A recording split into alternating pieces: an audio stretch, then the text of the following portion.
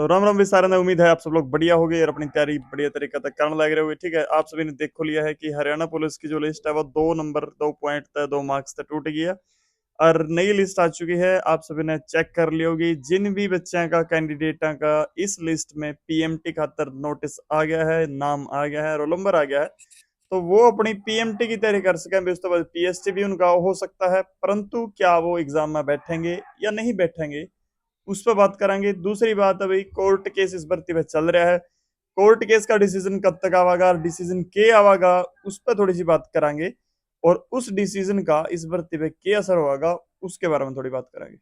Video को शुरू करने से पहले आप सबसे रिक्वेस्ट है भाई, प्लीज चैनल को सब्सक्राइब जरूर कर लें। ठीक है, ऐसी इन्फॉर्मेशनल वीडियोस यहाँ पर आते रहेंगी और हरियाणा पुलिस की हो या फिर हरियाणा स्टेट की और कोई भर्ती हो उस पर पूरी डिटेल यहाँ पे बात कराएंगे। ठीक है, हर जानकारी आपको डिटेल से दी जाएगी। ठीक है, तो सब्सक्राइब जरूर कर लेना। ठीक है, और फॉलो कर सकते हो आप HSSC with Sachin on Instagram also.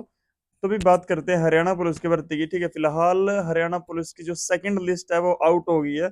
Second list में यूआर की कट ऑफ जो पहले 52 थी वो 50 है। ठीक है, और इसके अलावा बीसीए की cut off 62, BCB 67, EWS 70, OSC 61 और डीएससी 54 है। ठीक है, यार नई कट ऑफ आ चुकी है।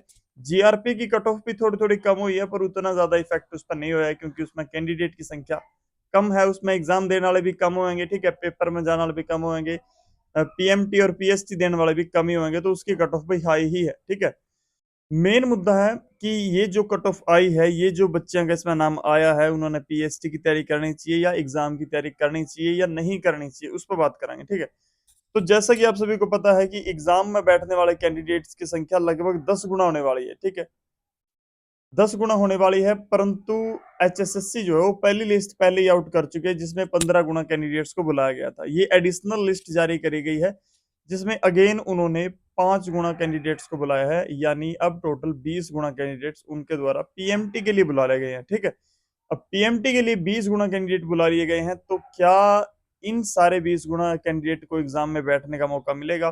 भाई तो वो कहना बहुत मुश्किल है कि खासकर इस लिस्ट के कैंडिडेट जो हैं, इस लिस्ट में जिनका नाम आया है उनको मौका मिलेगा या नहीं मिलेगा। जो पहली लिस्ट हरियाणा पुलिस के कैंडिडेट्स की आई थी उसमें 15 गुना कैंडिडेट थे, और 15 गुना कैंडिडेट्स में से जो कैंडिडेट पीएमटी में आउट हो गए वो तो हो गए, बाकी पीएसटी में आउट होने वाले कैंडिडेट्स की संख्या मुझे नहीं लगता कि 50-60% होगी, इतने ज्यादा नहीं होंगे, क्योंकि एचएसएससी ने अब की बार भरपूर टाइम दिया है हर कैंडिडेट को कि अपने पीएसटी की तैयारी कर सके। ठीक है, पीएमटी में जो आउट हो गया वो मुश्किल से मेरे ख्याल से 20% बच्चे होंगे, 20 भी शायद मैंने ज्यादा बोल दिया। ठीक है, तो भी जो पीएमटी में आउट हो गए होंगे वो मुश्किल से 20% बच्चे होंगे, 20% भी मैंने ज्यादा बोल दिया, क्योंकि जिस कैंडिडेट की हाइट ही पूरी नहीं थी तो तकरीबन वो कैंडिडेट ऐसी भर्ती है, मतलब वो भरेगा भी क्यों? जिसकी पॉइंट्स में कम होगी, एक आधा इंच कम होगी, वही भरेगा, इससे ज्यादा वाले तो नहीं भरेंगे। जिस बच्चे की हाइट 160 सेंटीमीटर है वो क्यों भरेगा? ठीक है, या फिर लड़कियों में जिसकी हाइट 154 सेंटीमीटर है, 152 सेंटीमीटर है, वो क्यों फॉर्म फिल करेगा? ठीक है, तो उन्होंने तो भरा ही नहीं होगा। ठीक है, पर जो पीएमटी देने गए होंगे उसमें मैं मानता हूँ चलो 10-20% ऐसे बच्चे रहे होंगे जो पीएमटी में बाहर हो गए होंगे। होता है ऐसा कि थोड़े बहुत कैंडिडेट जो पॉइंटों में कम होते हैं ना वो भर देते हैं, चलो कोई बात नहीं भर के देख लेते हैं, जब पीएमटी देने जाएंगे तो देख लेंगे क्या होगा। ठीक है, क्या पता भी तुक्का तक्का लग जाए और हम पीएमटी क्वालिफाई कर जाएं, अगर पीएमटी क्वालिफाई कर गए तो पीएचटी तो कर ही देंगे। ठीक है, तो मुश्किल से 10-20% कैंडिडेट पीएमटी में बाहर हुए होंगे। 15 गुना कैंडिडेट्स में से अगर मैं 20% भी मानूं तो मान लो 12%, 12 गुना कैंडिडेट्स जो है वो अभी भी पीएचटी देने जाएंगे। अगर पीएचटी देने के लिए 12 गुना कैंडिडेट्स जाएंगे तो उनमें से 10 गुना कैंडिडेट्स तो इजिली क्वालिफाई कर जाएंगे, क्योंकि तैयारी के लिए भरपूर समय है। ठीक है, 2% हो सकता है, 2 गुना कैंडिडेट्स हो सकता है कि उनके पास कुछ भी हो जाए, मिस हो सकती है या फिर कोई भी रीजन रहा हो कि वो डिस्क्वालीफाई हो जाए पीएचडी में।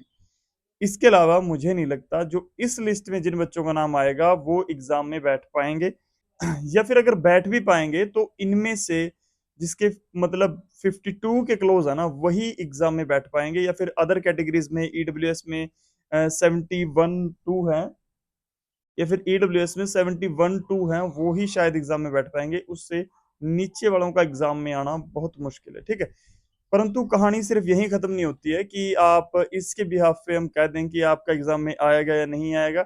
आप अपनी तैयारी करते रहें, पीएचडी की भी तैयारी करते रहें और एग्जाम की भी तैयारी करते रहें, क्योंकि हो सकता है कि आपका यहाँ ना आए तो क्या पता आपका ग्रुप डी में अच्छे नंबर आ जाएं और आप ग्रुप डी में क्वालिफाई कर जाओ, ठीक है। ग्रुप डी की नौकरी जो होती है वो भी मतलब इसी बेकार नौकरी नहीं है, अच्छी नौकरी है, गवर्नमेंट जॉब है और बढ़िया नौकरी है। मैं कहता हूँ कि हरियाणा पुलिस से भी कई मानो कि बढ़िया नौकरी है, और कई डिपार्टमेंट्स तो ग्रुप डी के इतने बढ़िया हैं, मतलब नेक्स्ट लेवल है, ठीक है। हरियाणा पुलिस तो उसके आगे कुछ भी नहीं। इसके अलावा बात करते हैं भाई कोर्ट केस की। सबसे जरूरी बात है कोर्ट केस की। हरियाणा पुलिस की जो इस भर्ती है वो उस पर कोर्ट केस हो चुका है। हाई कोर्ट ने कैंडिडेट्स को अलाउ कर दिया है, पिटिशनर्स को अलाउ कर दिया है कि आप पीएसटी भी दोगे भी, आप पीएमटी भी दोगे, अगर आप पीएमटी क्वालिफाई करते हो पीएसटी भी दोगे, अगर वो क्वालिफाई करते हो तो आप एग्जाम भी दे पाओगे, ठीक है। और अब ये कोर्ट शायद सुप्रीम कोर्ट में शायद चला गया है। सुप्रीम कोर्ट में पहले ही प्रोमिला वर्सेस एचपीएससी वाला केस भी चल रहा है, जिसका डिसीजन मुझे नहीं लगता कि एचएसएससी या एचपीएससी का फेवर में आने वाला है, ठीक है। जो सुप्रीम कोर्ट का डिसीजन है वो बहुत ज्यादा मैटर करेगा, और सुप्रीम कोर्ट का डिसीजन जहां तक मुझे लगता है वो प्रोमिला के फेवर में या फिर पिटिशनर्स के फेवर में ही आएगा, क्योंकि ये जो तरीका है वो कहीं ना कहीं थोड़ा सा गलत है। ये बात एचएसएससी को भी पता है, एचपीएससी को भी पता है, ठीक है। और जो तरीका यूपीएससी या फिर एसएससी फॉलो करती हैं रिजर्वेशन के लिए, वही तरीका एचपीएससी या फिर एचएसएससी को भी देना पड़ेगा, वही तरीका लागू करना पड़ेगा, ठीक है।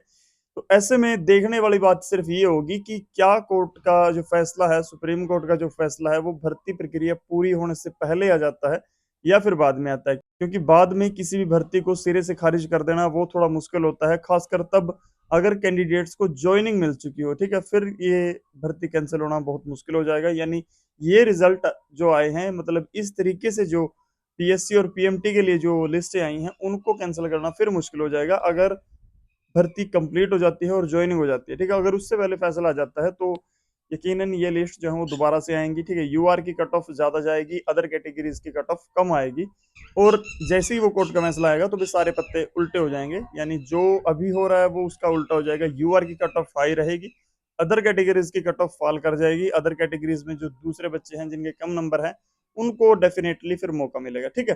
परंतु सुप्रीम कोर्ट का फैसला कब तक आएगा इसके बारे में मैं या आप फिलहाल तो कुछ नहीं कह सकते भी कब तक आएगा। तो सुप्रीम कोर्ट के डिसीजन पे बहुत सारी चीजें मैटर करेंगी, ठीक है। कि मेरे ख्याल से इसके अलावा शायद कोई बात बची नहीं है जो आप सभी तक पहुंचानी हो, इसके अलावा कोई टॉपिक बचा नहीं है। तो आज के लिए इतना ही। उम्मीद है आप सभी को वीडियो अच्छी लगी होगी, और अगर आपको वीडियो अच्छी लगी हो, पसंद आई हो और इन्फॉर्मेशन आपको अच्छी लगी हो, प्लीज शेयर करें, सब्सक्राइब करें और कमेंट जरूर करें कि जो भी आपका डाउट है एचएसएससी की किसी भी भर्ती के रिगार्डिंग, हरियाणा पुलिस की भर्ती के रिगार्डिंग, वो आप कमेंट कर सकते हैं, ठीक है। कोशिश करेंगे आपके क्वेश्चन का सही तरीके से सही आंसर दिया जाए, ठीक है। Thank you for watching this video. जय हिंद, जय भारत।